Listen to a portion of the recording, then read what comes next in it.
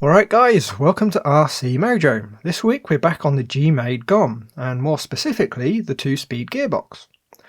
We're going to be starting at step 19A, which is the first step when using a 3-channel transmitter. We're going to be going from 19A to 20, then 21A. If you've got a 2-channel radio, you can choose whether to run it in a fixed low or high gear, skipping steps 39, 41 and 42. We're going to be using a FlySky GT3B with the modified firmware, so we'll have a full 3 channels with the 3 positions needed to get the 2 speeds and the dig. Right then, here we go. We're going to need the shift rod. As it's the only one left, getting it wrong is going to be quite difficult. From the same packet, we also need the small spring. For plastic, there's the shift fork. Again, there's only one left. And to hold it all together, there's the 2 small E-clips. The fork is held in position on the rod with the E-clips. Now it doesn't slide on the rod, so it doesn't really matter what order we fit the bits. So first we're going to clip on one of the E-clips. Then smear a little bit of grease where the fork sits. It might not slide, but the shaft can still rotate. The grease will just make sure it's nice and smooth and will help against any future corrosion. Next the fork can slide on. Now double check you've got it the right way round, making sure it matches with the diagram. One more E-clip to keep it in position. And lastly we want to grease up the short end and slide on the spring. We're probably going to end up with some more grease before we're done, but a little bit now will help stick the spring to the shaft so we don't lose it. Step 20. Building up the output shaft. This time we will of course need the output shaft. It's easily identifiable because it's the long one. The remaining 2 small gears, one's a 35 tooth and the other one's a 30. The dog clutch, which is called the dig clutch in the sidebar, even though this one's for the 2-speed. There's the small bearing, a 5x8 by 2.5. 5 of the 5x11 by 4 bearings, and lastly we've got 2 large E-clips. First we'll pop the bearings in the gears. The small gear takes the small bearing in one side and the large one in the other. They should press down so they're completely flush with the outside of the plastic. With the gear in place we can clip an E-clip just behind to keep it in position. Okay, clutch next. We're going to need to coat the square section of the drive shaft with some grease. As well as helping keep the rust away, we also need it so the clutch can slide freely without binding. Now this next bit turns out to be a little bit controversial. Now I've greased up the dog clutch so it can slide around nice and smoothly. However, there is some evidence that the grease can cause it to get stuck, rather like when you lose a boot in some sticky mud.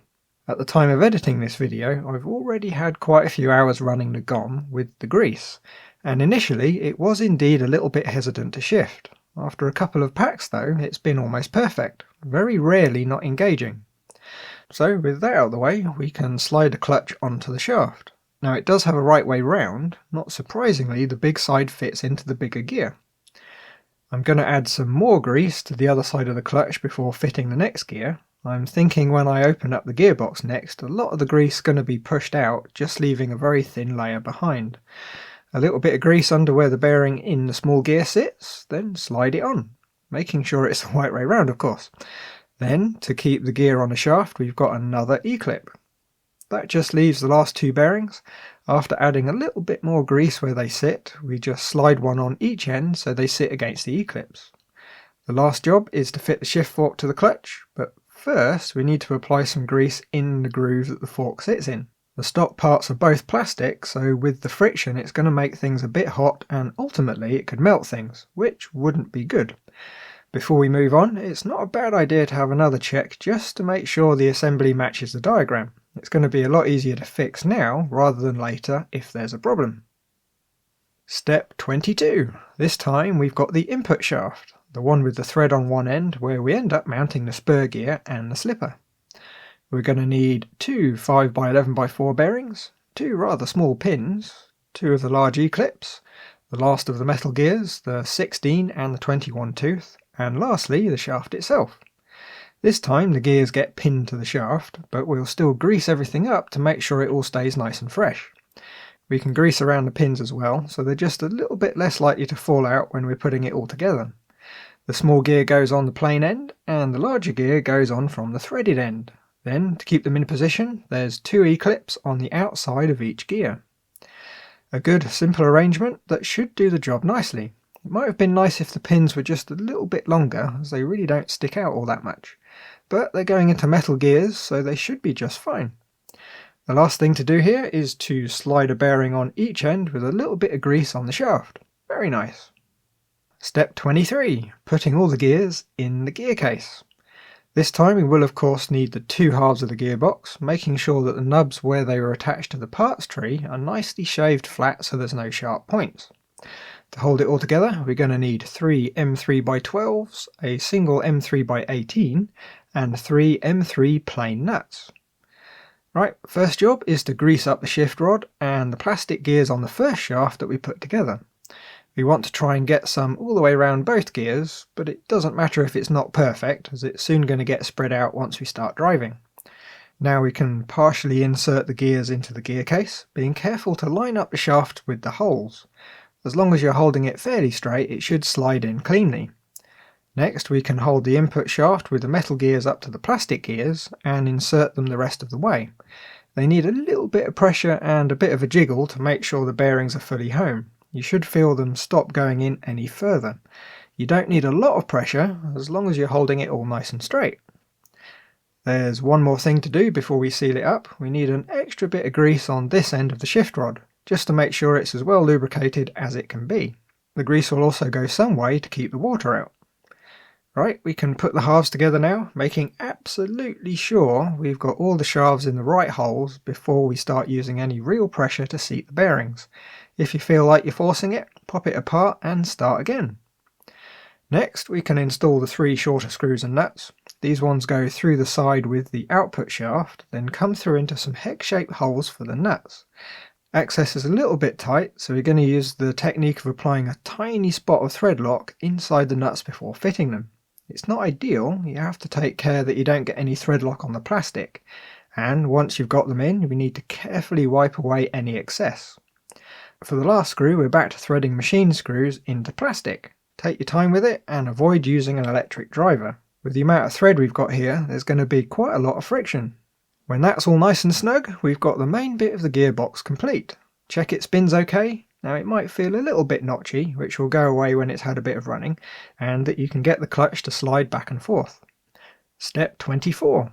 This time it's the slipper clutch. We're probably going to end up fully tightening it, so it's in effect locked out, but it's still nice to have. Right, we're going to need quite a range of bits for this. First we've got the 2 steel discs, the 2 slipper pads, and a backplate.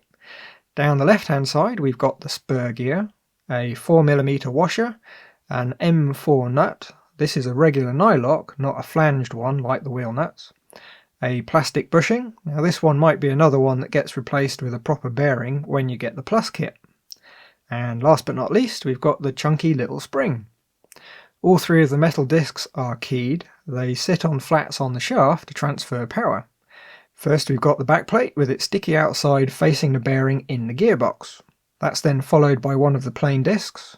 And next is a slipper pad and the spur gear. The pad is a hex shape that's supposed to lock into the shape moulded into the spur.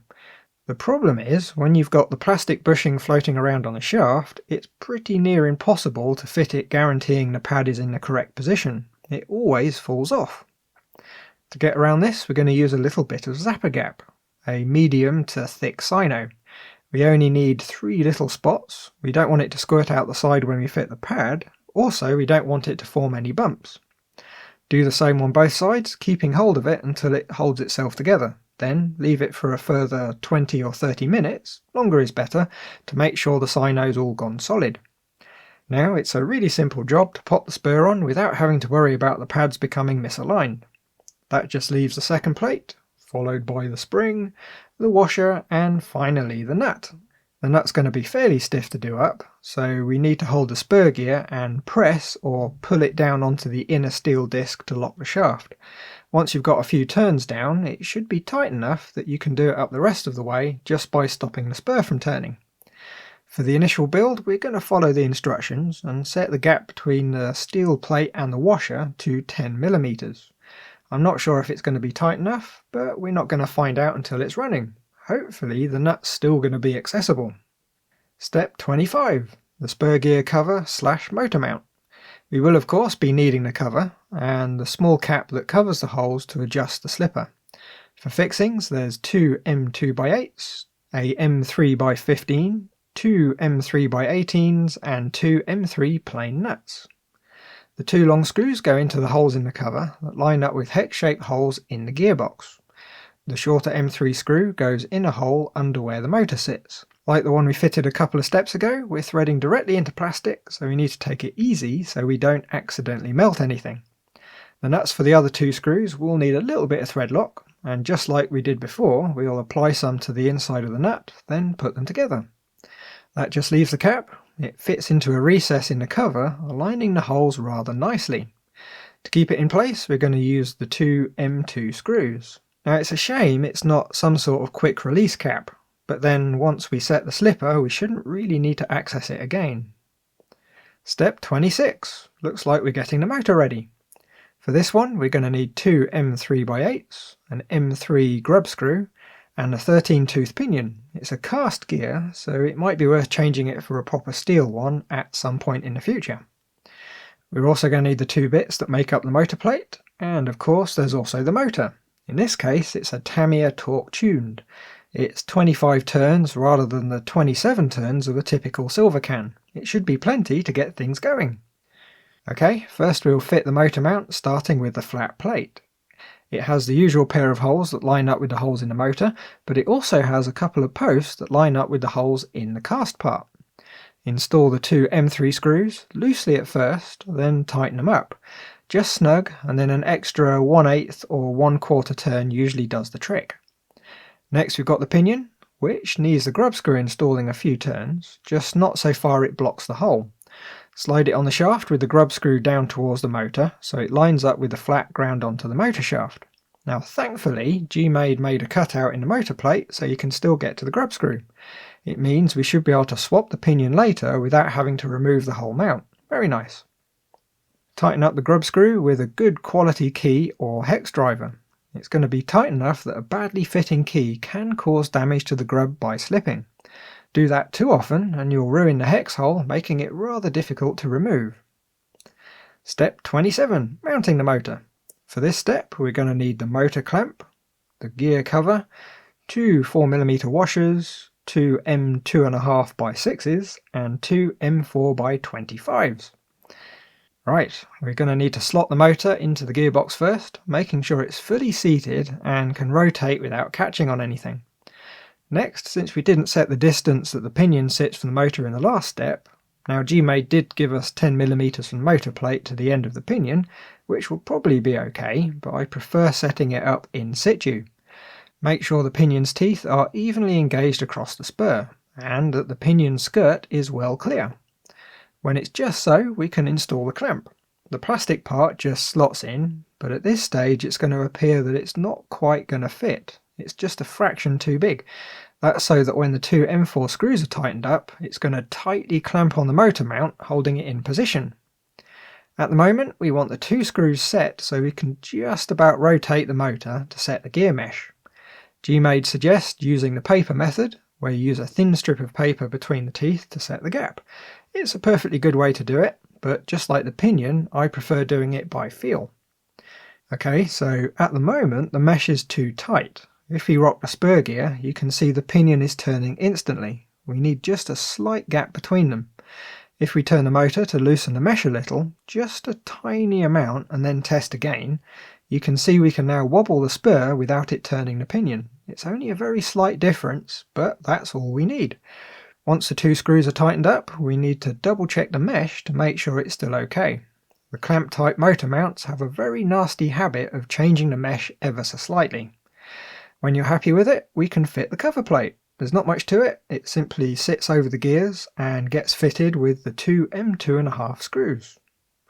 And that's about it for the gearbox, and I must say it does feel very sturdy. It has that quality feel where all the bits fit really nicely. I like it. Looks like we're on to the suspension links next time, so that's going to be fun. Hopefully it won't take too long before we get to the meat of the chassis. So there we are then, that's it for this week. So as always, thanks for watching. Like if you liked, subscribe if you haven't, not forgetting to try that little bell icon, And if all else fails, you can always follow us on Twitter so you don't miss the next video. Oh, and leave a comment if there's something on your mind. Bye guys!